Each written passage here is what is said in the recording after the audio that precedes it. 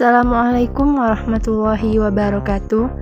Baiklah teman-teman, pada video kali ini saya Sinta Putri Dasman akan menjelaskan tentang akreditasi sekolah, yang mana nantinya kita akan membahas tentang pengertian akreditasi, standar akreditasi, tujuan akreditasi, peringkat akreditasi sekolah, dan apa saja manfaat dari akreditasi. Bahasan pertama, pengertian akreditasi. Berdasarkan Undang-Undang Nomor 20 Tahun 2003 tentang Sistem Pendidikan Nasional Pasal 1 Ayat 22, akreditasi adalah proses penilaian secara komprehensif terhadap kelayakan satuan atau program pendidikan yang hasilnya diwujudkan dalam bentuk pengakuan dan peringkat kelayakan dalam bentuk yang diterbitkan oleh satu lembaga yang mandiri dan profesional.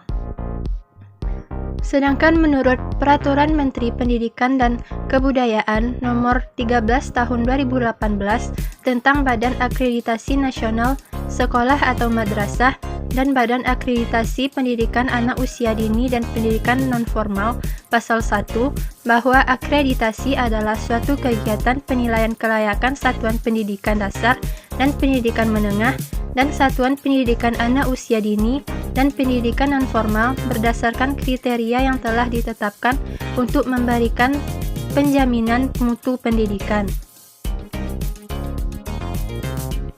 Yang kedua, standar akreditasi. Kelayakan suatu pendidikan mengacu pada standar nasional pendidikan, karena standar nasional pendidikan merupakan kriteria minimal tentang sistem pendidikan di seluruh wilayah hukum Negara Kesatuan Indonesia.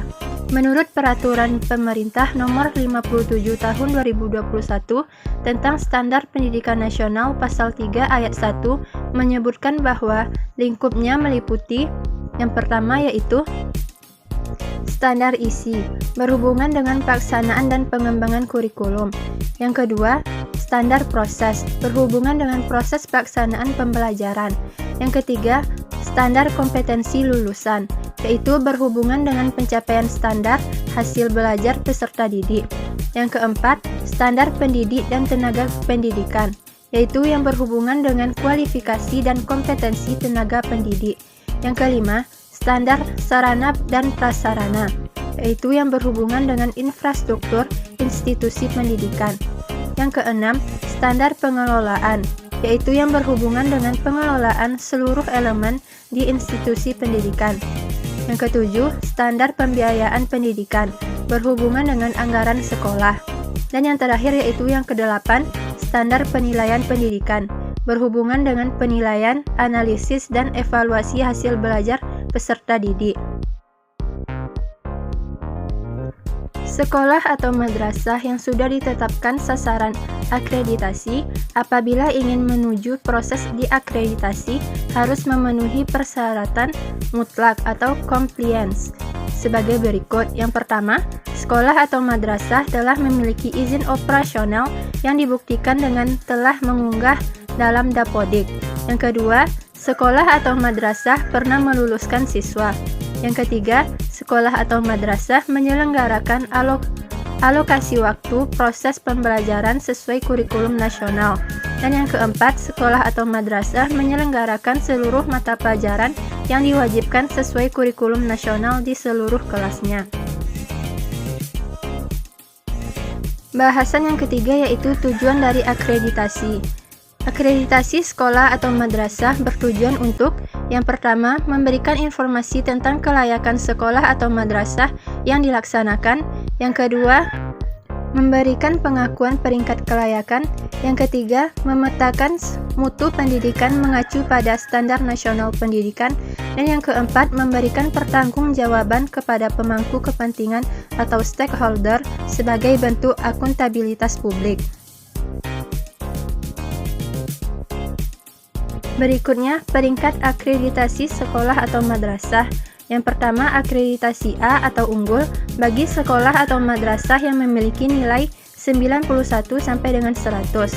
Yang kedua, akreditasi B atau baik bagi sekolah atau madrasah yang memiliki nilai 81 sampai dengan 90. Yang ketiga, yaitu akreditasi C atau cukup baik bagi sekolah atau madrasah yang memiliki nilai 71 sampai dengan 80. Dan apabila dinyatakan akreditasi sekolah dan madrasah mencapai skor 71, dinyatakan tidak terakreditasi atau TT. Yang terakhir yaitu manfaat hasil akreditasi. Yang pertama, acuan dalam upaya peningkatan mutu dan pengembangan sekolah atau madrasah. Yang kedua, umpan balik dalam usaha pemberdayaan dan pengembangan kinerja warga sekolah atau madrasah dalam rangka menerapkan visi, misi, tujuan, sasaran, strategi, dan program pengembangan sekolah atau madrasah. Yang ketiga, motivasi agar sekolah atau madrasah terus meningkatkan mutu pendidikan secara bertahap, terencana, dan komprehensif baik di tingkat kabupaten atau kota, provinsi, nasional, bahkan regional dan internasional. Serta yang keempat, informasi dan rekomendasi pemerintah, pemerintah daerah, yayasan atau lembaga pendidikan, maupun komite sekolah atau madrasah dalam rangka perbaikan mutu sekolah. Baiklah teman-teman, itulah video singkat dari saya. Terima kasih telah menonton. Assalamualaikum warahmatullahi wabarakatuh.